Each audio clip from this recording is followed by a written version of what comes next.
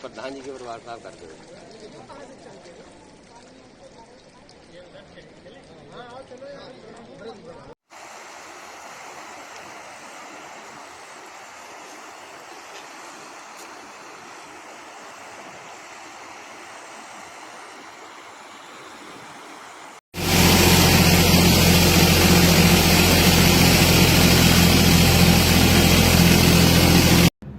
पहले मैंने सुबह पीलीभीत और इस समय लखीमपुर खीरी का हम लोग सर्वे करते हुए बाढ़ प्रभावित क्षेत्रों का निरीक्षण करते हुए मैं यहां पर आपके बीच में आया हूं। 133 गांव जुलाई मास के प्रथम सप्ताह में ही आई इस अतिवृष्टि के कारण बाढ़ की चपेट में है।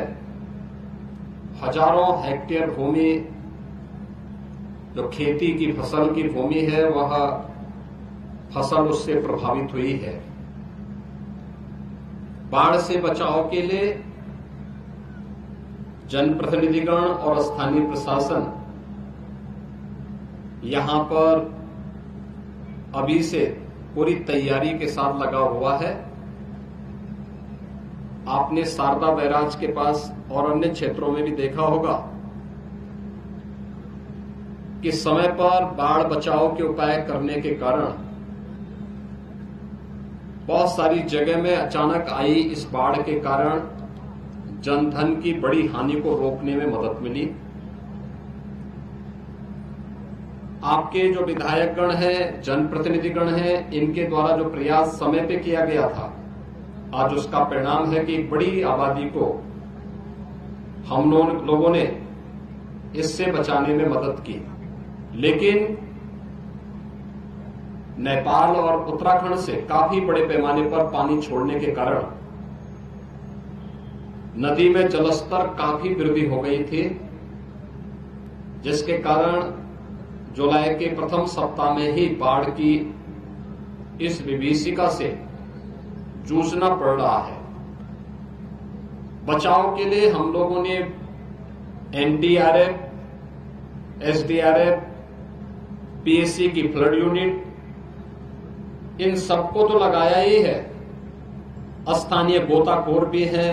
हर ग्राम पंचायत में नौकाओं की व्यवस्था के लिए भी कहा गया। बाढ़ चौकियां भी यहां पर 38 बाढ़ चौकियां भी स्थापित की गई हैं। बाढ़ से 12 जनपद वर्तमान में प्रदेश के प्रभावित हैं और इन 12 जनपदों में राहत और बचाव के कार्य युद्ध स्तर पर चलाए जा रहे हैं। और मैं आज स्वयं भी पीलीभीत और लखीमपुर जनपद का दौरा करने के लिए आया हूं। जनपद लखीमपुर में लगभग 1 लाख की आबादी बाढ़ से प्रभावित है और इसमें हम लोगों ने यहां पर अभी तक यद्यपि कोई जनहानि और धनहानि हुई है, लेकिन जनहानि नहीं हुई है, पशुहानि नहीं होने के समाचार अभी देखने को मिले हैं। लेकिन साथ साथ प्रशासन को पहले से इस बात की हिदायत दी गई है, इस सीजन में बरसात में जल जमाव के कारण सांप के काटने से, बिच्छू के काटने से या जंगली जानवरों के काटने की शिकायतें आती हैं। इसके लिए एंटी स्नेक वेनम यानी सांप के काटने का इंजेक्शन और कुत्तों के काटने या जंगली जानवरों के काटने पर एंटीरेबीज का जो वैक्सीन होता है, ये सीएससी स्तर पर उपलब्ध करवाने की व्यवस्था हो। पीड़ित परिवारों के लिए जो भी परिवार बाढ़ की चपेट में आया है, ये व्यवस्था की गई है कि उन्हें पर्याप्त मात्रा में राहत सामग्री मिले, जिसमें लाई है 5 किलो, भुना चना है 2 किलो, 1 किलो गुड़,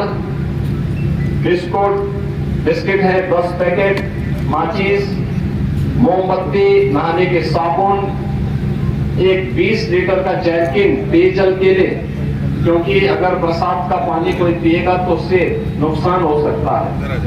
स्वच्छ पानी उसको मिल सके इसके लिए क्लोरीन की गोलियां डालने की व्यवस्था, अन्य प्रकार के उपाय भी किए जा रहे हैं। तिरपाल के साथ साथ 10 किलो आटा, 10 किलो चावल, 2 किलो अरहर की दाल, 10 किलो आलू, हल्दी, मिर्च, मसाला, 1 लीटर सरसों का तेल और नमक के साथ साथ जहां घरों के अंदर पानी घुस गया वहां लंच पैकेट उपलब्ध करवाने के भी निर्देश दिए गए हैं।